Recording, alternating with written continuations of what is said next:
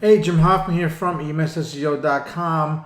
I wanted to talk a little bit about today about that little gut instinct that you might feel you have. In EMS, the care we give really creates that already natural sense of urgency, right?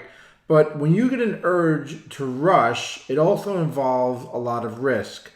And that's where our gut comes into play, right? Sometimes our gut instincts are like a sort of get out of jail free card, right? On those occasions, it causes us to hesitate a little bit, and it's not usually something that you want to ignore.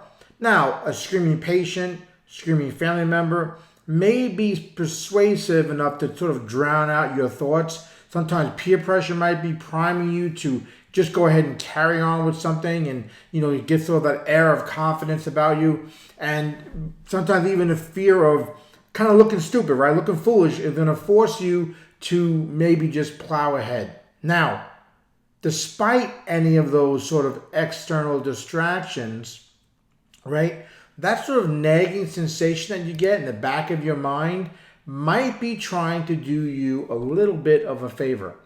We do a lot of training in EMS, a lot of studying over a long period of time to build our knowledge. And during that time, we learn a lot about the ins and outs, right, of all the pre-hospital care stuff. But not everything can remain available to us, right? Just be able to get it and instantly recall it.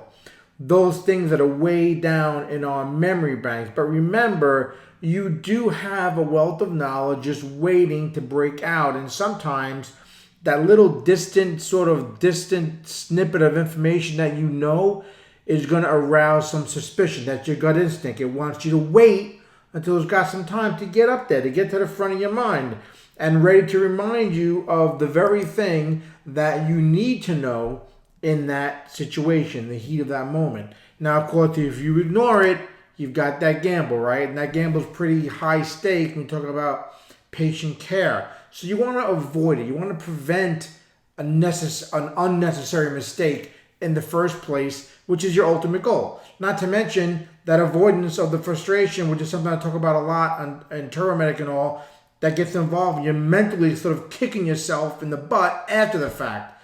Guys, listen to your gut instinct. Take a moment. Think about the whole situation, what you're planning to do or not to do, and how it's going to affect the patient. Look, like I said, there's a lot to remember in EMS and how to apply what you know. Keep refreshing your memory banks and adding new information on top of that.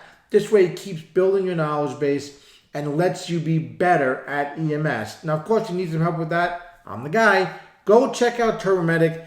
Get some gigabytes of digital resources, hours of audio and video, practice exams, and it's all geared to help make you a better EMS professional.